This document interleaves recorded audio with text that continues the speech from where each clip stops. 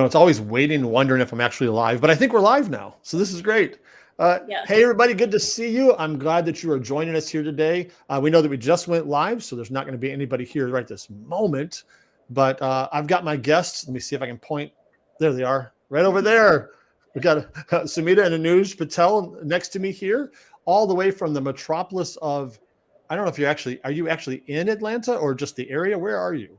We're like 30 minutes north. Mm-hmm. Okay. All right. Great. So they are joining me here live today. It's going to be a lot of fun. We're going to talk about business and some things that they have learned along their journey. But we'll take a couple minutes and just wait for some people to get here. I see there's already a couple here. And we're going to give you about 3 or 4 minutes for people to get here, and then we'll start talking. But until then, well, I see 5 people now are here. Why don't you guys drop a hello or a wave in the chat? Let us know that you're here and maybe where you're watching from, and tell us maybe what your weather is. We love talking about weather. So speaking of weather, let me look. What's the weather here? I have got 55 degrees and sunny here in Oklahoma. What do you guys got going on there today? It's about the same, a little bit lower than that. It was 32 over the night, which no one has time for that. Yeah. Yeah. Delayed winter. I mean, to still be in the mid 50s is, I'll take it. But I feel like once January hits, it's going to be freezing. Probably so. Yesterday, I think we had 70 here, which is like, oh my gosh. Oh. I mean, it was nice, but what are you doing? Right. Right. So I'm going to say hello. I don't know if you guys can see who's in the chat there, but I see John Lowe. Good to see you, my friend. You were in the Oklahoma City area.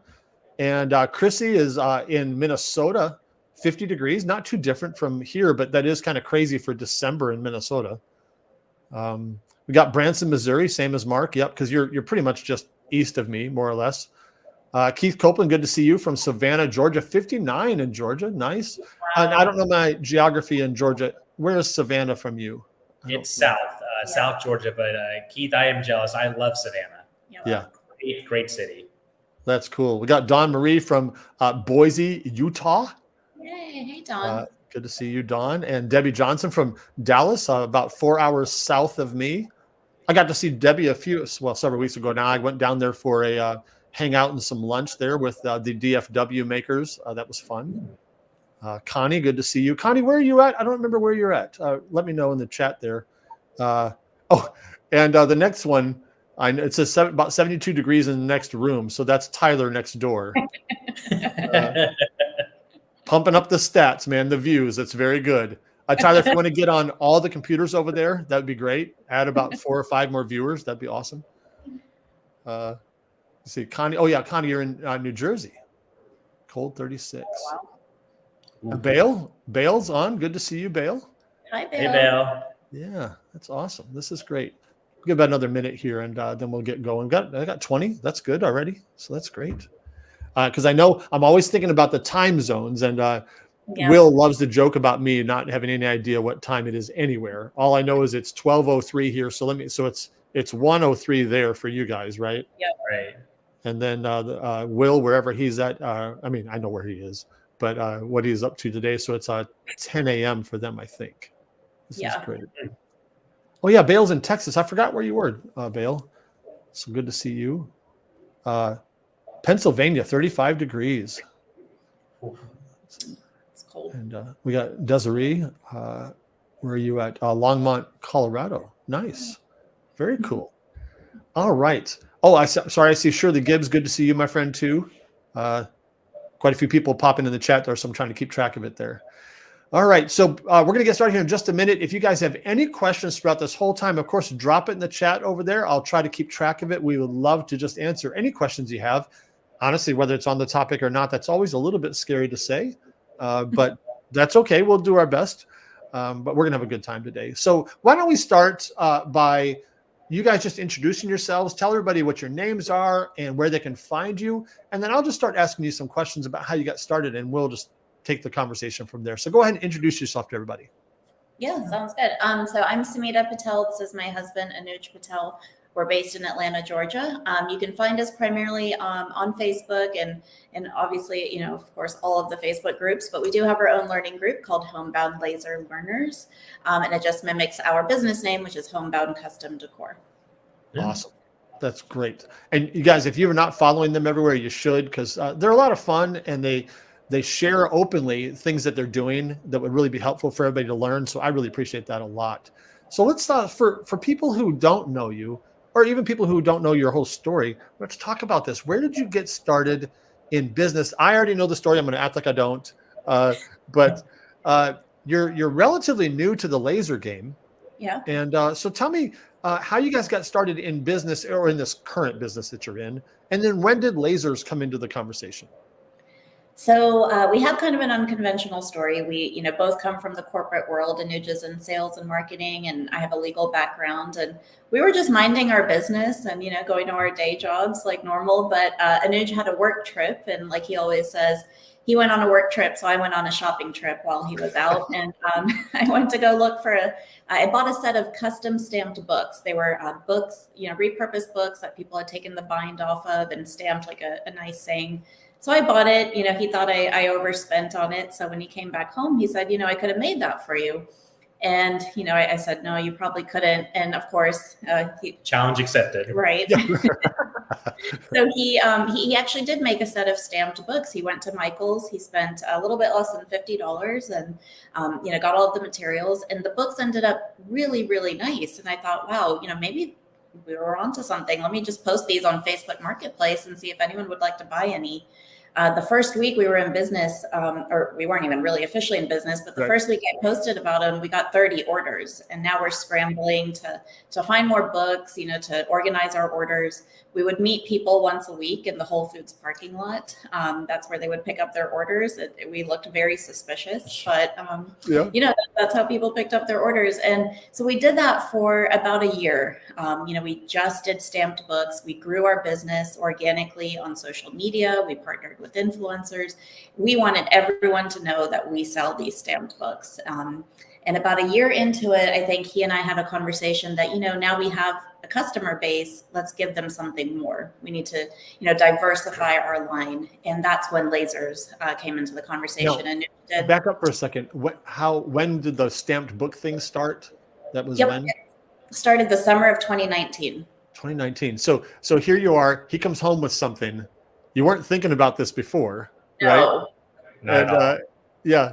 Or I'm sorry, you came home with something and he said, I think I could make that. Exactly. Right? That's all it started. That's fantastic. And then within, you said a week?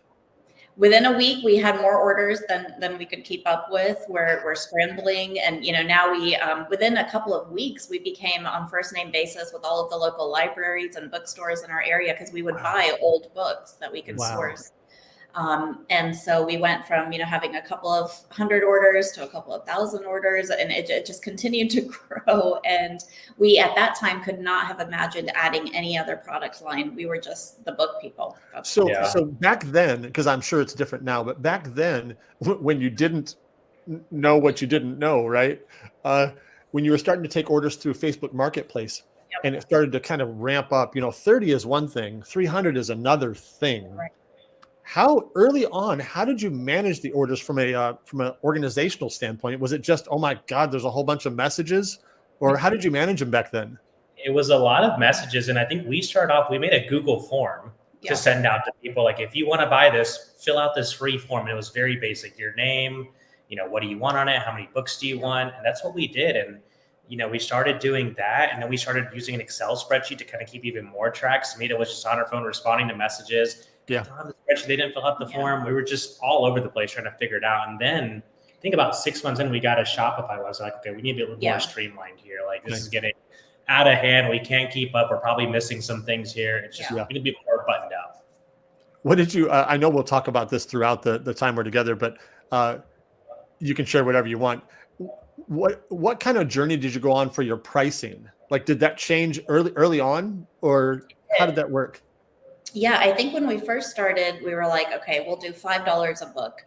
I actually came across my original post the other day because I had saved it, and it was $5 a book. And even then we were like, ooh, I don't know if anyone would, if we're even worth $5 a book. Right. Once we started getting a lot of orders, we're like, okay, this is a little time consuming. I think we can value, our work a little bit higher. So we made the gradual jump to $6, $7, $8 a book. But by the very end, the last price point that we had was $15 a book. Awesome. So Yeah. Can you think back to your what your mind was doing at the time? Because I have a similar story for a different product, but I remember thinking, oh, I was selling websites. I think I told you about this the other day, and my very first one was $100, and I thought, oh my gosh, this is amazing, And then when I raised it to $200, I thought, I'm never getting another customer, like ever. And of course, I was so ignorant. I didn't know that, companies paid tens of thousands of dollars for websites. I didn't know that. And then when I raised to $300, I thought, game over. I'm never getting another customer, right? And so I bet when you went from 5 to 6 to 7, you're thinking, were you trying at the time? Were you, I don't know if this is true, you're as much thinking about the time you put in as much as sometimes people raise their price to slow down demand a little bit so they can keep up. I don't know. Was that in your thought process?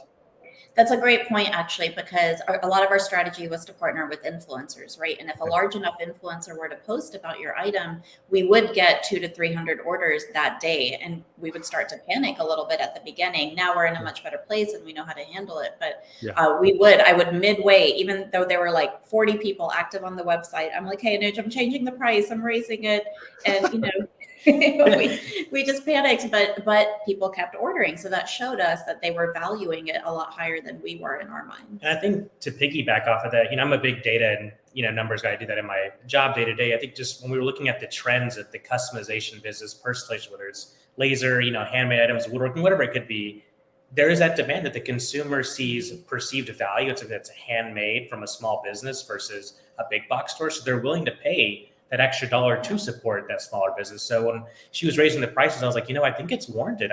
We haven't got any pushback. I mean, even repeat customers never were once like, I bought it for $5 and now it's 10. Like, what gives?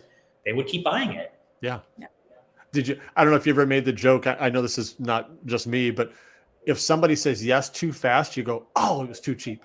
Yeah. When I used to quote, hey, I'll do a website for you for $500. And they go, great. Like, oh, what I meant was 1,000, right. So did you, and we'll get to the lasers and we'll get to what you're doing now in just a second. But by the way, speaking of, whatever I want to do, and this is sponsored by Dr. Pepper, Zero Sugar. What is this called? I almost said cookies and cream. I am so hungry. I'm going to take a drink on the air and hope that maybe they sponsor me someday. I don't know. Hey, you never know. That's how it starts. So when you just started raising your price little by little, or actually fairly quickly over a short period of time, because I think everybody needs to hear this. I don't know the answer to this, but I bet I know. Did the product itself change, or did you just change the price?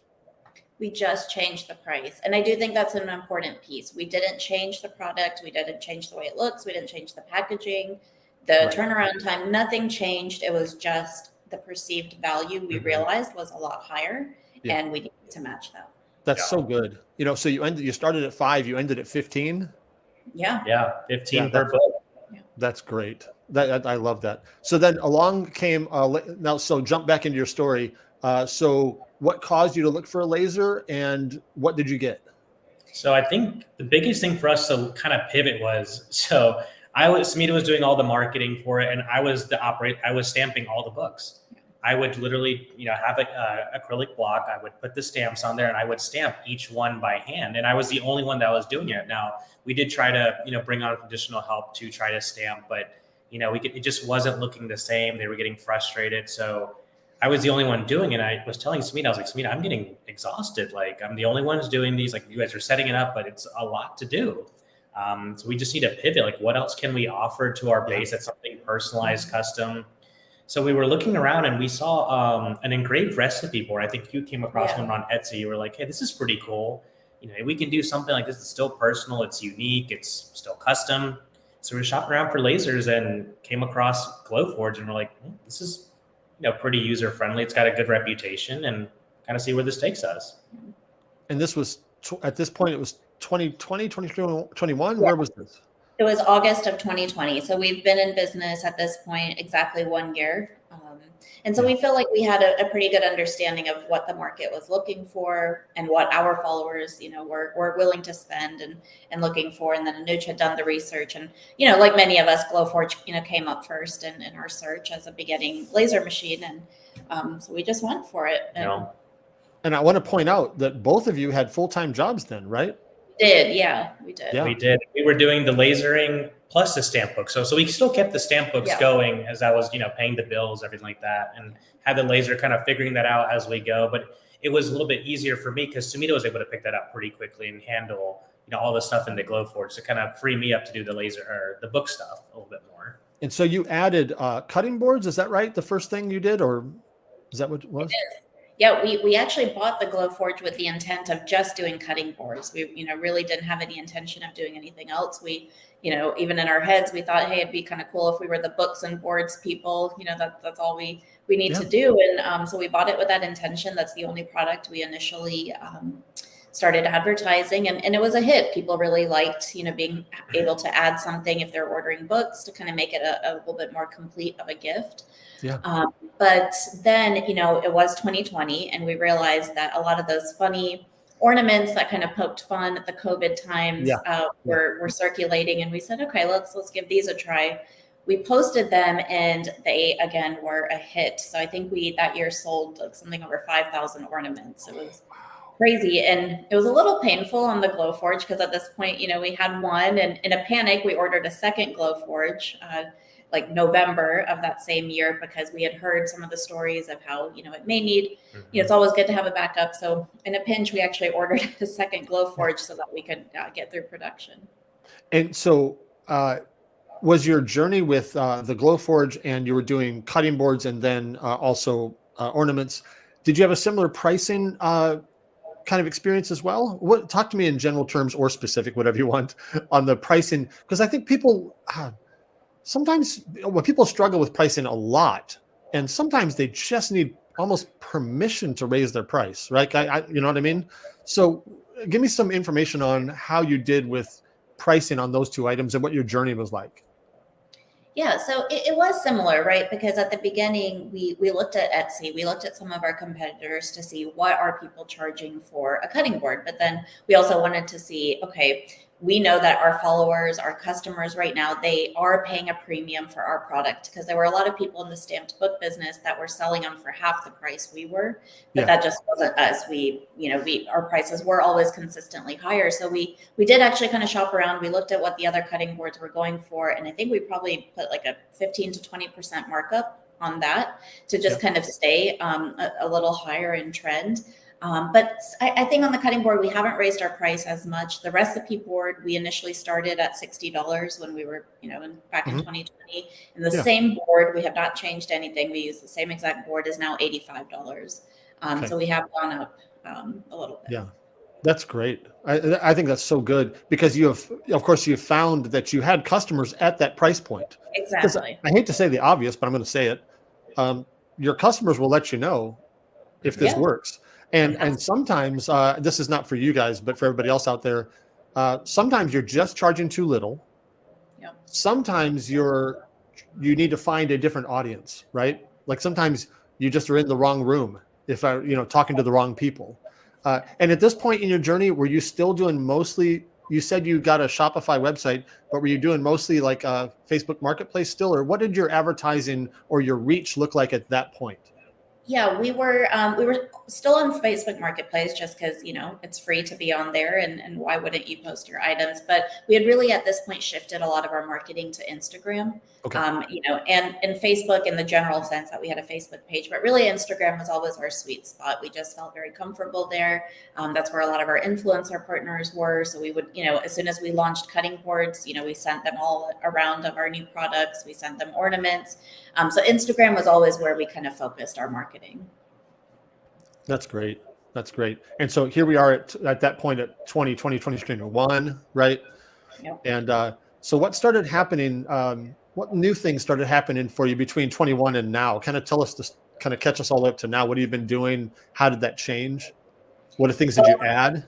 So Anuj is, definitely the operations mastermind behind our business, and going through that first holiday season, so end of 2020, we had the two Glowforge Pros, but we realized we needed something, faster if we were going to try to scale our business in 2021. So we immediately, right after Christmas, I think, put in an order for an Eon Mira. Yeah, and so we were researching, obviously without the Glowforges, I know some people, have their ups and downs. We wouldn't have gotten our start without it. Yeah. And Me too. I think there's great machines, and I think a lot of people are familiar with it. But I was like Samita mentioned, I was like, what's next? What's more industrial? What can get us some stuff faster? It's going to be quicker. Yeah. And that's when I was YouTubing, and I came across of Emily at That Mom with a Laser, and I was watching her video. I was like, okay, this is really helpful content. Like, she makes it look so easy. Has videos on how to use Liper and how to use a laser, about the company. So I think we reached out. I think Emily actually had some family here in Georgia. She came down and had a little meetup. So we meant to meet her for the first time. And after that conversation, we're like, I think we're sold on this. We placed an order. We've had a great experience then, and we've been our Mira 9 is still our workhorse today. Yeah, that's great. Let me back up one step, because I want people to hear this. Because we all know that getting better tools is good for you across the board. You can produce things faster, maybe higher quality, whatever. That's always good. But what kind of I don't know what kind of volume you could share, pieces or whatever you want to do, that you were doing with just the Glowforge before you upgraded? Because I want people to know, because they say, oh, you can't do very much. You can. I mean, it's a lot of work, but like a monthly, maybe what kind of number of pieces were you doing monthly before you upgraded to the Mira, to add the Mira? Absolutely. So we, prior to, to adding the Eon, when we had just our Glowforge, and even when we just had one Glowforge, we were still averaging 300 to 400 orders a month. And, each order could be a combination of maybe ornaments or books, whatever we had in 2020. But the average order, customer order was still at least $40 to $50, because we really didn't have anything less than that. And if they're buying ornament, they were buying a couple of ornaments. So we did. And, that's what we always share, that we were able to hit 6 figures in sales with a Glowforge. It is completely possible. And I think, I know I'm getting to know both of you, and I'm really enjoying it. But one of the things I know about you, a couple things I know about you, is that you're great communicators and that quality matters to you. And I think, would you agree with this, that if you, I'm going to try to say this in a nice way, but if your quality is low, getting a faster laser is just going to make you make crap faster. In other words, keep your standard up high, right? Because your customers, if your quality of your cutting board or your quality of your whatever you're making, you're not going to be able to sell it for $85 if the quality is low, right? Exactly. Yeah.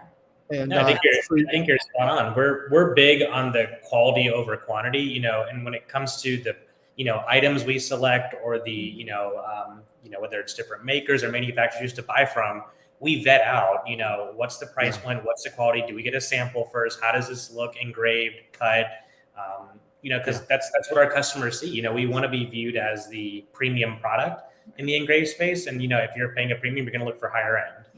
Yes, that's really good. And so your customers, of course, don't know or even care what materials you are, what tools you have. They just care the final product, right? This is something we see in a lot of the groups, is when people talk about how much you charge per laser minute, that kind of idea.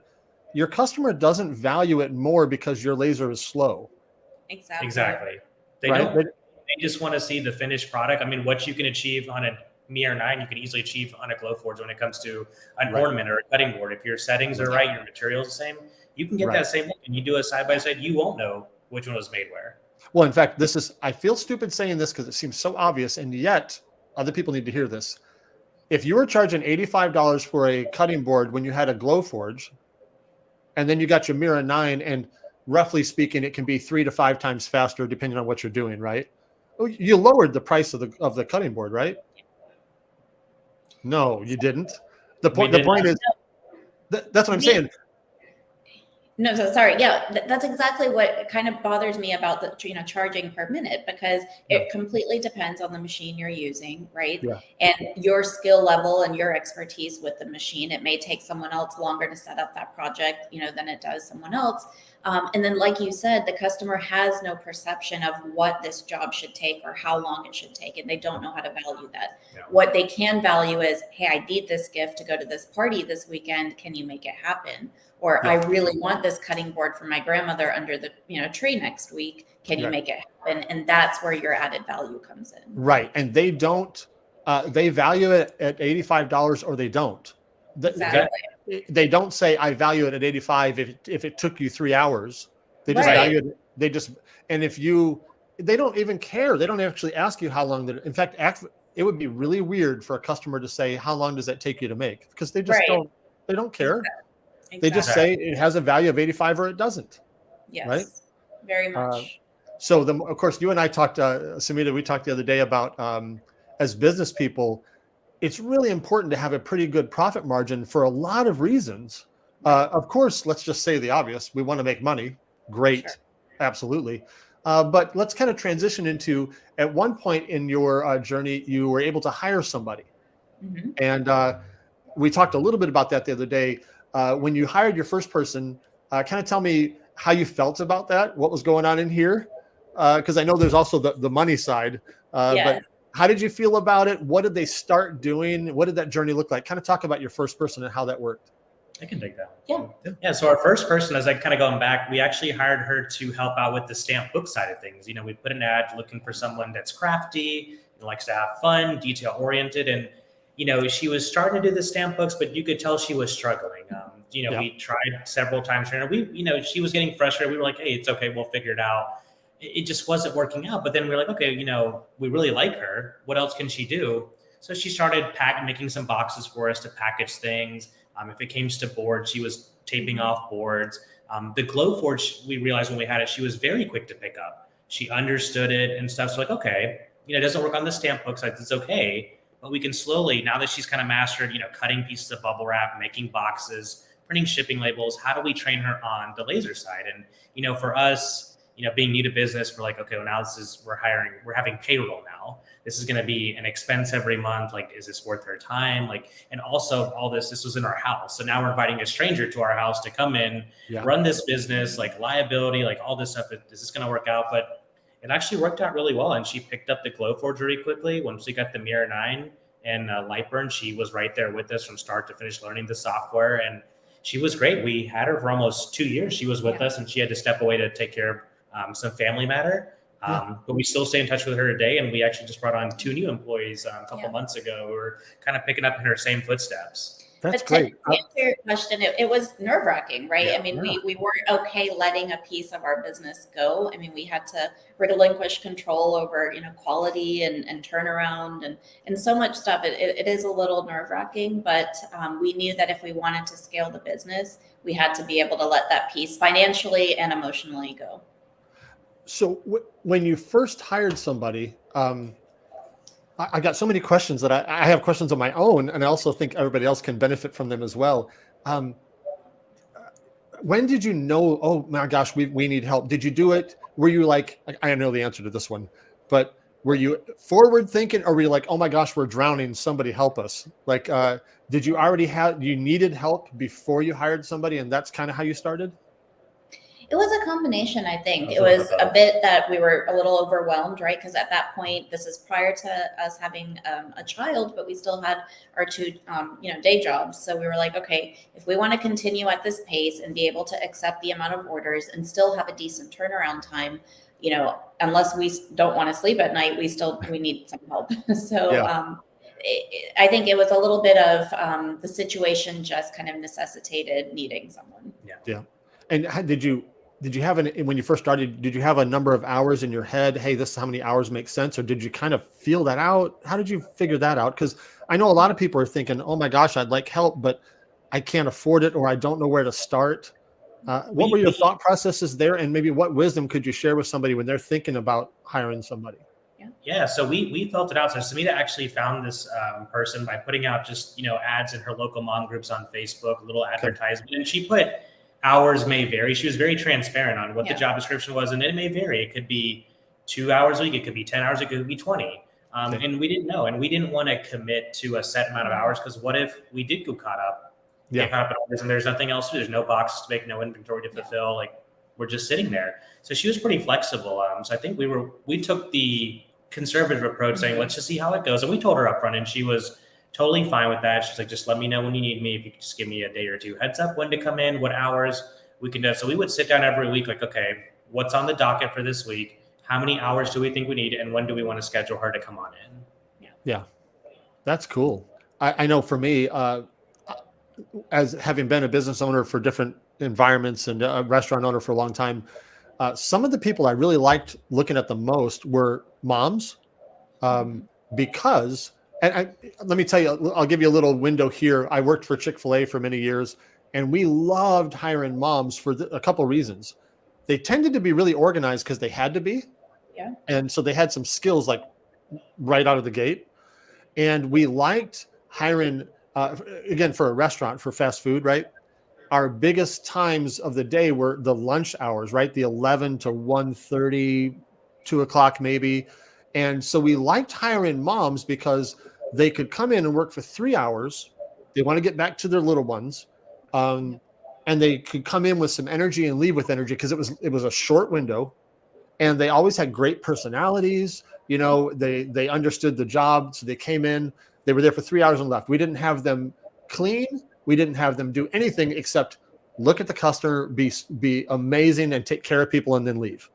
Exactly. And we loved that. And so we had a tendency to fish in that pond, if I can say it that way, of looking for moms who just wanted that little window. Maybe it was, when I was going to say during nap time, it's not like they left the kid alone, but but just that little window of time. And it was perfect for us.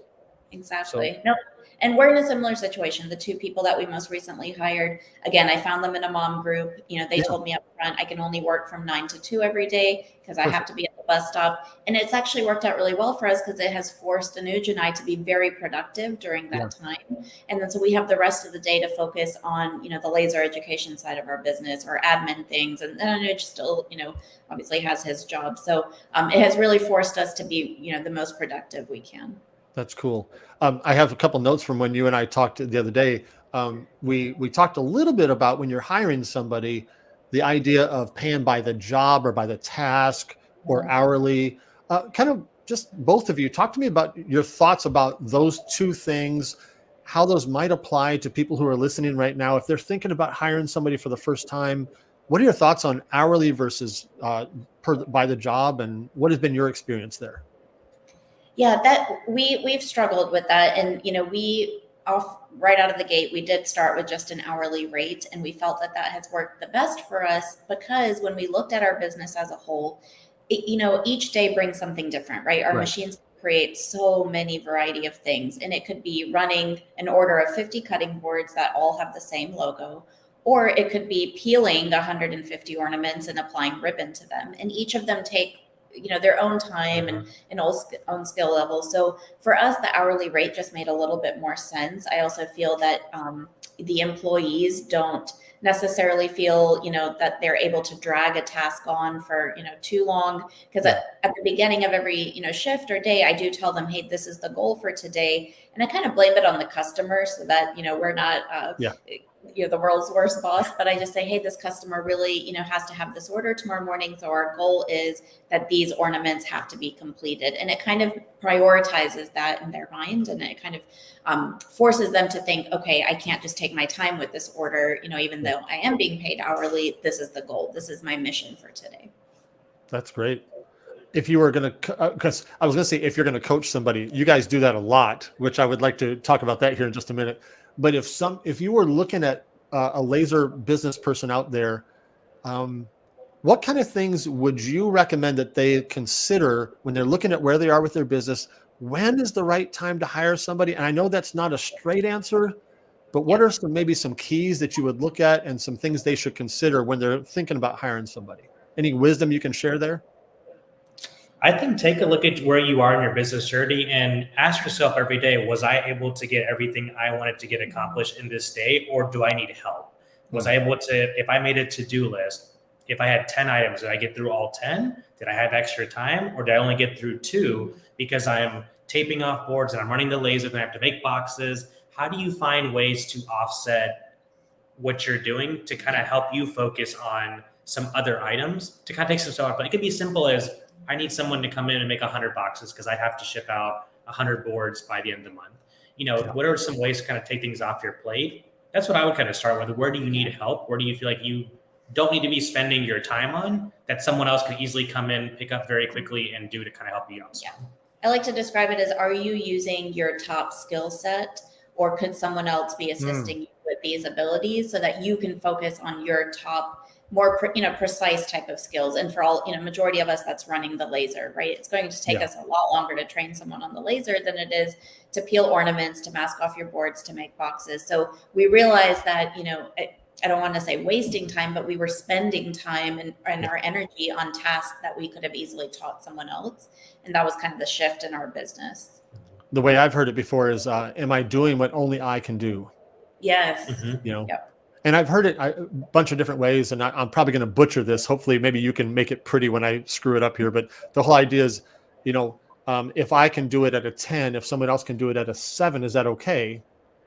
Because sometimes we have too high demands. Like if they can't be exactly like Mark, then they shouldn't do it at all. And if that's the case, first of all, I'm usually not as good as I think I am.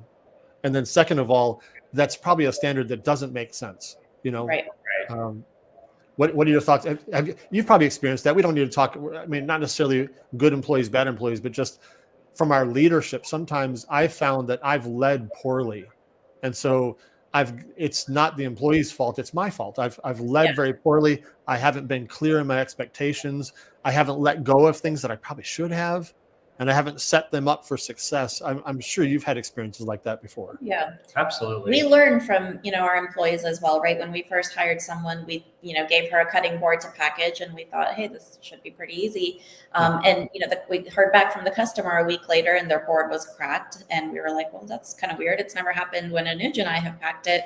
And so we asked for a picture and, there was like a thin layer of bubble wrap on it. And we realized it wasn't actually her fault. We actually never showed her how to properly wrap it. So that's like a mental note we made that going forward, we really need to take the time and invest into them so that they know how to operate the business like us. I think training is a key part of that as well. Every time our employees come in, we have a whiteboard in our warehouse and we put today's goal. We'll put make 100 boxes, finish up the specific order, clear out inventory or do this. So they know what to expect when they come in. But I think a lot of it falls back on that training of taking that approach. And you get to see, like for both of our employees, thankfully, they're both kind of on the same path. They both are quick learners, are very detail oriented.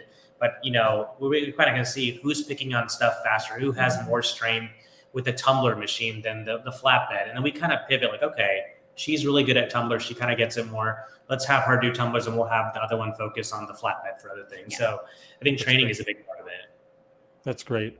Also, I'm not sure if this is a question, just a thought I have is, besides meeting current needs and having people help you with that, sometimes we can't grow either. Like we're okay where we are, but there's just not enough margin for me, I've got big visions. Now it's time for me to say big visions for 2024 because we're like, that's where we are now. But I've got big things that I'm not currently doing that I also know there's just not enough of me to go around for those things to happen. And the reality is 24 can be just like 23. And for me, 23 has not been bad. But I want more. And I know that I've got to let go of some things. And I've also got to invest, like actually, let's just call it what it is. I got to spend money that I really am not in the mood to spend. And in some ways, not just not in the mood, I don't actually have it. And so let's just kind of brainstorm on that for a second. When you're thinking of, okay, I've got these visions for 24 and I can't get there doing what I'm doing now. It's kind of scary to commit to I've got everybody who's met Tyler knows what just a gift he is to me and to this community. He does such a great job and I get credit for so much of what he does. It's great. I love it. But he's really a great friend and I love having him here as a friend and a team member.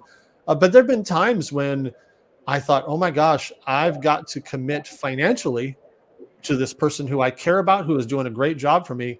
And I got to commit at a level that I'm not only uncomfortable with, I'm not even sure I have. Yeah. I don't know, what thoughts do you have there? I'm just kind of throwing that out there. But when someone's concerned about that, can I really do this? Anuj, I know you think about this a lot too, is when's the right time to take risks? What risks should you take? Maybe when should you not take them? What are some thoughts there going forward for visions for the future of things that are not happening right now? Yeah, and I can kind of start off. So I think the beauty of our, the space we're all in, the personalized space, the sky's the limit. Everyone is doing so many different unique things. I feel like there's so much runway. So it does leave a lot of opportunity. And then when we see opportunities, we're like, oh, if I want to make that, I need to buy this additional, or I need to go source that, or I need to do this. And it gets hard. It gets overwhelming because you want to do so many different things. But comes down to time, like you said, financials. Can I afford this? If I want to add, this piece of equipment to my business to do this, does it make sense? I think just kind of really, for me, I'm a big research homework guy. I like to write stuff down like, okay, here's where we're at today. If we want to do this, realistically, what's the investment? How much time do I think it's going to take us to figure this out? Yeah. Do we have the space for it? Do we have the financials for it? And roughly, if we do go ahead through with this, what is the 30, 60, 90-day plan? Is it 30 days of just learning it? Is it 30 days of figuring it out and we're going to start running this and we're going to advertise already? And then once I figure that out, how long do I think we're going to take to get an ROI on just the equipment or the new item or the, whatever it could be. Yeah. And then to go from there. But just seeing other people too, like, is there someone else that's already got this piece of equipment or they're doing this similar concept? How are they doing with it? How are they advertising it? Just to kind of get some ideas before kind of diving in and making that initial investment. That's how I would kind of That's look great. at it. Yeah. And I think you nailed it, Mark, because you said that, 23 and 24 don't necessarily have to be that different, but only you can control it, right? So we actually keep a separate tab. We have this master spreadsheet that we share, and I have a tab on there for 2024 opportunities. Because as the year is going on, I'm like, I missed this opportunity this year, but I want to make sure I don't next year. So I write it down so that at the beginning of, either at the end of this year or at the beginning of next year, I can kind of map out 2024. But I also wrote down 3 things that could, what can I do to make 2024 different? So in my head, I said, okay, to grow our business, we need to add color. So we did that. We have a UV printer set up now. So, okay, check mark. We can now add color. That's going to open up opportunities. B, we want more corporate orders. Okay, how do we get more corporate orders? I have to get out in our community. We have 800 major corporations in our suburb. We're very lucky, but I can't be everywhere, right? Like you said. Yeah. So I can lean on our new employees to kind of get out there, take samples, and start networking. And then 3, how do we, kind of cut back the amount of time we're spending on the laser so that we can focus on growing the business? And again, that's growing our team, investing in their training so that they feel comfortable with the laser and they can run the production side where we can run kind of the marketing side. That's really good. You just kind of said, you fleshed out one of the phrases I learned years ago from a great leader, actually in your area, as a matter of fact. He talks about working on it, not in it. And sometimes if I use examples that you used, if we're always running cutting boards and we're never thinking about the future, the future is just going to be the same. We're going to run cutting boards tomorrow. Exactly. Sometimes we've got to take time out of our day not do cutting boards so that we can think and process through, like you said, a list of, how are we going to do these things? Because if we're always working in it, we can never work on it. Right. Yes. And I think that's critical. And so when I see people say, I don't have time for that, I understand that today, but that can't be the answer all the time. Exactly.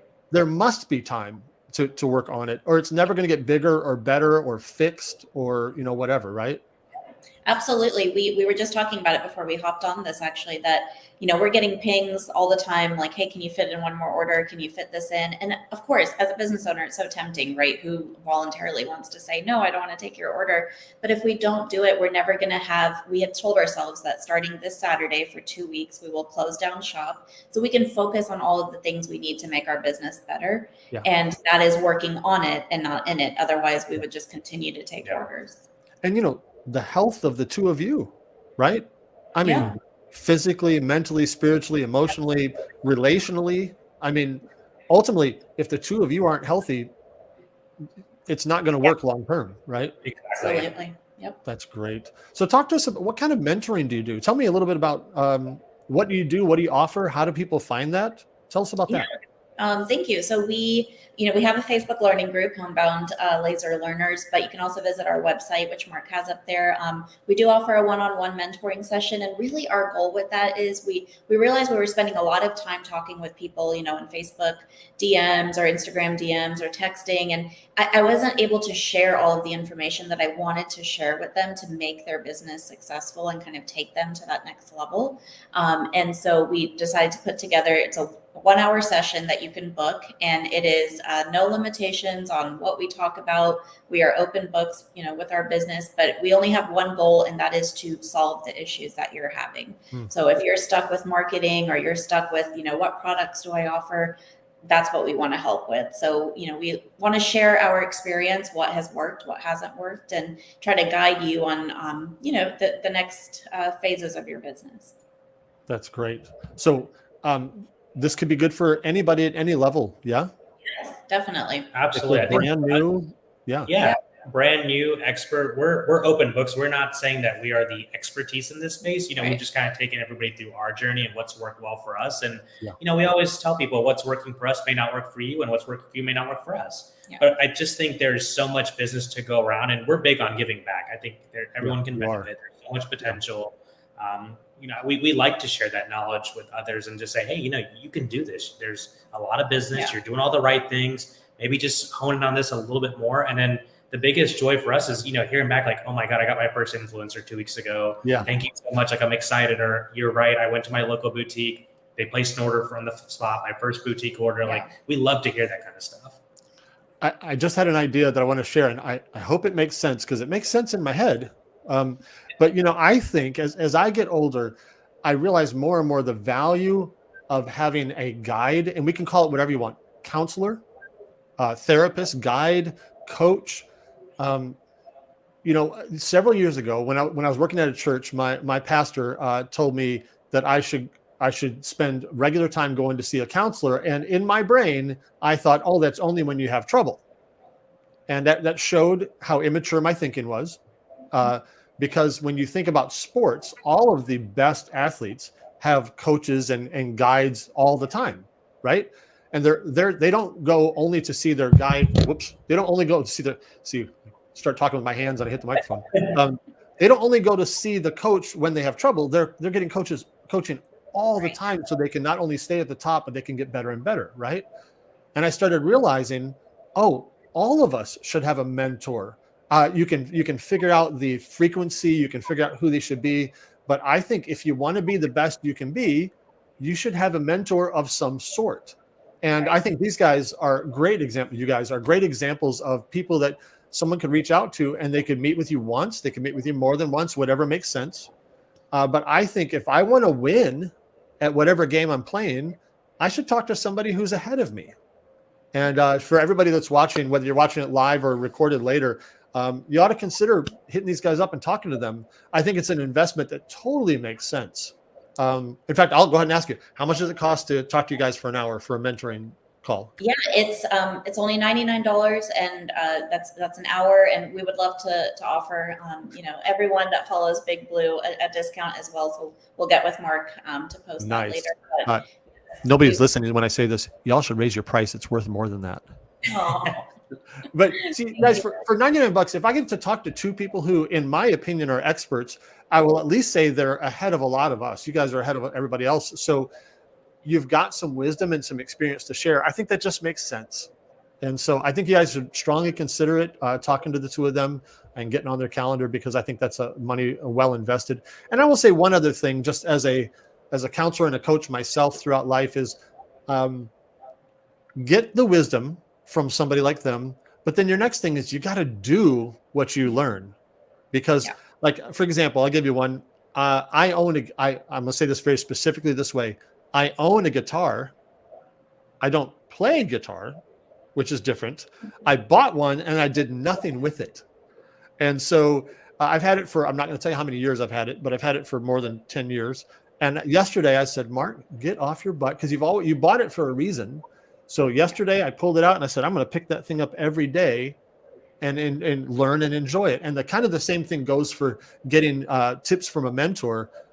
First of all, get a mentor. And second of all, put it into practice. And so that's what I'm doing with some folks that I'm mentoring too, is say, hey, here's your homework. Let's not talk again until you do that homework. Yeah. Right. And then once you do, we can talk about the next steps. Because I mentioned the guitar because I finally stopped taking lessons because my teacher said, you're not doing the homework. I said, I know. And he said, I love you enough to tell you to stop paying me if you're not going to do the homework. So No, and it's so true. And it's not just about the laser business, right? Like Right, we right. we like to talk about, on our mentoring calls, we'll talk about the fact that we work together as a husband and wife. There are a lot of people in our space that are trying to do that. They want to work together, make it a family business. And then we talk about how to manage, now we have a little baby. He's 18 months old. That brought a whole nother dynamic. And then we have corporate jobs. So that kind of plays a different role into how we can balance things. So our whole goal is, it doesn't have to specifically just be about laser, but it's kind of the whole thing, the whole situation, and just how to maximize and grow your business. I love it, man. Everybody, I think there's people out there that should be hitting you up today. So definitely do that. I think it'd be great. Before we go, I'm gonna put you on the spot. You don't have to have an answer. But anything else that you want to share with people? Just, I don't know. I know you talk to people every day. Is there anything that you see that's coming up over and over again that people are struggling with, especially maybe this time of year, that you want to share? Any nuggets of wisdom you want to drop? I'll put you on the spot there. Yeah, I can. Yeah. I'll share two things, kind of going back to what you mentioned, Mark, about playing the guitar. I actually follow a motivational speaker, and something he always says is 5 minutes a day. If you want to get better at something, just spend 5 minutes a day. And everybody's got 5 minutes out of their day. So he always gives the example, my kid's soccer practice. I just enrolled my kid in soccer every day for 5 minutes, whether it's inside the house, outside, we practice kicking the ball into a goal. He said within 9 days, he scored 3 goals at his soccer game because they practice for 5 minutes a day, just coaching through kicking, walking. So I think same with the lasers or whatever you're in, spend 5 minutes. If it's something you want to understand a little bit more, researching for 5 minutes, playing around with stuff, getting, making things, just 5 minutes, I think goes a really long way, which I think is huge. I think kind of going back to your tidbits or nuggets for this time of year, I think everyone gets overwhelmed. I think it's important to kind of, everyone's burning the midnight oil, trying to get orders out. But I think Sumita's point, you just got to set a cutoff. At the end of the day, your health, your, mental mindset, your physical abilities, you got to put that first. Without that, you're not going to have a successful business or successful operations. You just need to find that cutoff and say, you know what, I'm good for the year. I'm done. I can't handle anymore. I'm okay. Yeah. That's really good. I'll field this question because I know this is a good one.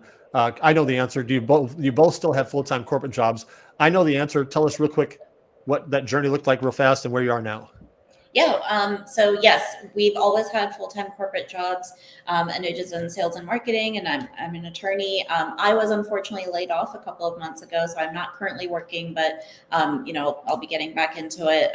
Holidays is just not a good time for corporations to hire, but I'm also kind of contemplating, running this business full-time. But up until just a few months ago, for the last 3-4 years, ever since we've been in business, we've both had full-time corporate jobs. Nice. So everybody listening out there, these two have hit the heights they've hit so far, primarily having full-time jobs while they're doing it. So it can be done. Oh, and by the way, and have a little one at home. Yeah. So it can be done. Absolutely. Yeah. That's really great. Not easy by any means. And, no. I realize that everyone's situation is different, but it is truly, you are capable of reaching that if you're able to just prioritize the things that need to be done. Mm-hmm. I love it. So you guys ask these two any questions you want to ask them here in the chat afterwards. We'll still get pinged, and I'll make sure that they see it if they have any questions for them. Jump on their website, jump in their Facebook group, ask any kinds of questions because they are here for the community, and I know they are. They are real people that care a lot about your success, and they have resources. If you'd like to take advantage of them, you can do that. But they're also there just to answer any questions you have. So definitely take advantage of that. More than anything, and they've been through so much. So if you think that they're just experts that don't know what it's like to start out with one laser and have full-time jobs, they definitely know what that's like.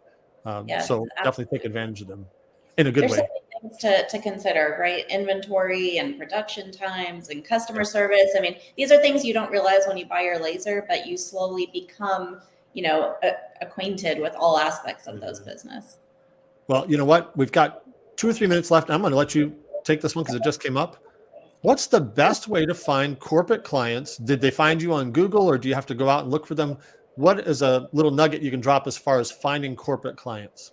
Yeah, that's a great question. So it can go two ways. One, you can, network in your local community. And when we say corporate clients, a lot of people naturally assume we're talking about the big guys out there like Google and Facebook. But no, a corporate client can really be any company that, in my opinion, has 50 employees or more, because those are the type of companies that are willing to spend on their employees. They have a budget. They want promotional type items.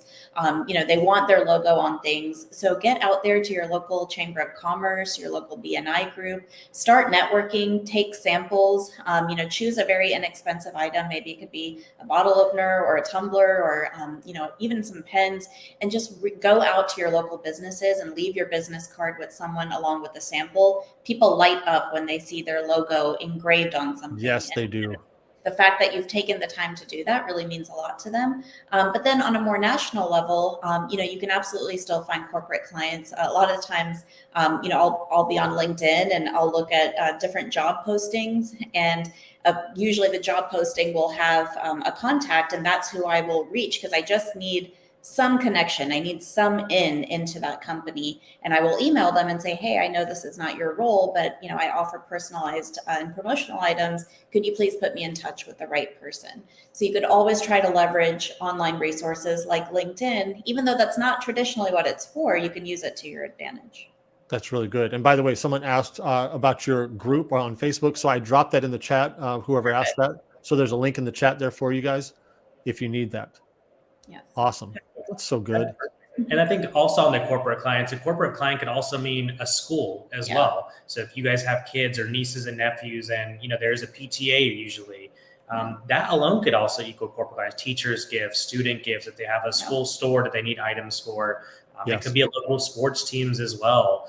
We know, like, we've partnered with local high schools. We've partnered with local bands that need, for the high school band needs 50 tumblers for all their kids in color garden events. So there's more to corporate clients, as mentioned, that just when people associate corporates like Google, Facebook, Apple, Nike, it didn't have to be. Anywhere where there's an organization that has 50 people or more is someone that is on my radar. It could be a nonprofit, it could be a for-profit, it could be a church. That just means that they have a community, and usually any place where there is a community, they want to promote themselves, or they want to, take pride in what their organization is about, whether it's a company or a community. And those are your clients, because we can all do magic with our lasers and a logo. Well, and I'm going to get on my soapbox for 90 seconds here, because I agree with all of that. Make sure that you have a place online that you can be found. Okay, let me expound on that for a minute, because you can go out there and go meet with these people, and you should do that. But you also need to be able to be found by people who don't know you exist, or when you leave that office, they're going to check on you, or they should check on you. And if you don't have a place that they can find your work, website, Facebook page, that kind of thing. By the way, and if you guys disagree with me, absolutely say it. Facebook groups are great, but if that's all you have and you don't have a page or a website where the average outsider can find you, that's hiding things behind a wall. So make sure that you have places where the random person can find you without having to join something, if you follow what I mean. Don't do just that, right? Make sure that you can be found anywhere and people can see your work. If you're on Facebook, use your photo albums, put your products in there. Make sure that it's easy for people to see your work, because you'll be surprised how many customers you'll get that you've never actually talked to, that just ran across you. And you have to be, I'm going to make a word up, run acrossable. They have to be able to find you somewhere. So that's really good. Absolutely. Oh my gosh. Of course, now people wait till the very end and are asking questions. This is great. Let me throw this one up here too. We'll field this one more. Do they get cheaper pricing or discounts since they're ordering in bulk, or the price on the website is the price no matter the quantity? I love this question. I have a strong opinion. I think we're on the same page. What are your thoughts on that? Yes, so they do get a discount, of course, but it is not, I can't tell you the number of people who've asked, hey, I would like to order 10 of something. What is my bulk discount? The answer is that is not a bulk order in our opinion, and so we don't provide a discount. We're very clear that if you are ordering 25 or more of something, then you will start to see a small price reduction or discount, but it's really not until they're ordering like 50 to 75. quantity of an item that they will see something a little bit more substantial. And by substantial, I still, only mean maybe 10 to 15% off. We really try not to get in the business of discounting our products too much. I totally agree with that. We're not trying to win the race to the bottom. I get people talking about wholesale, and I go, hey, I mean, there's probably a better way to say this, so I'm going to cut this out later if I say it wrong. But it's not my job to help you sell my product and make money. Exactly. If you're trying to resell my product, it's not my job to do that, right? Exactly. I'm trying to provide a quality product for you, but I'm not necessarily trying to make sure that you get a huge profit margin on the thing that I made. Exactly. Right? Is there a better way to say that? I'm not sure, but that's the idea. I agree. I mean, it's a very slippery slope. I use Bed Bath & Beyond as a example. When they were around, no one was buying, regular price, when we all knew that there was a 20% coupon floating around, right? And you don't want your customer to start to acquaint you with that. They want to know that, Homebound, you can never get a discount there. I better just buy it while I can. And it's high quality and it's worth what they charge. Exactly. Absolutely. Exactly. Guys, what a pleasure. Well, we're going to find a stopping point right here, but if anybody has any questions for them, just let us know. Hit them up anywhere that you can find them. Again, I've got their Facebook link in the chat. It's also in the post as well. But man, what a pleasure. I know you guys are super busy. You haven't closed shop yet, so you're still busy. We are. Today's our last day, so we're about to wrap up some orders. That's awesome. Guys, what a pleasure. I enjoy getting to know you both, and I'm looking forward to, I think I might be seeing you in Melbourne here in a few weeks, maybe. Yeah. We'll see. I'm not sure. But we've definitely, I can't tell you when yet, but we've got our next conference coming up, and these two are going to be with us as well. So that's going to be a lot of fun. So we will announce that in the next couple of weeks. Thank you guys for hanging out with me. Really appreciate it. Stick around for just a second. I'll say goodbye to you. Everybody else, thank you for hanging out with us, and we will see you in the groups. Have a great rest of your Thursday, I think it's today. Yeah. And happy holidays. Happy holidays. All right. See you guys a little bit. We'll see you in all the groups, and I'll say goodbye to you guys in just a second. All right.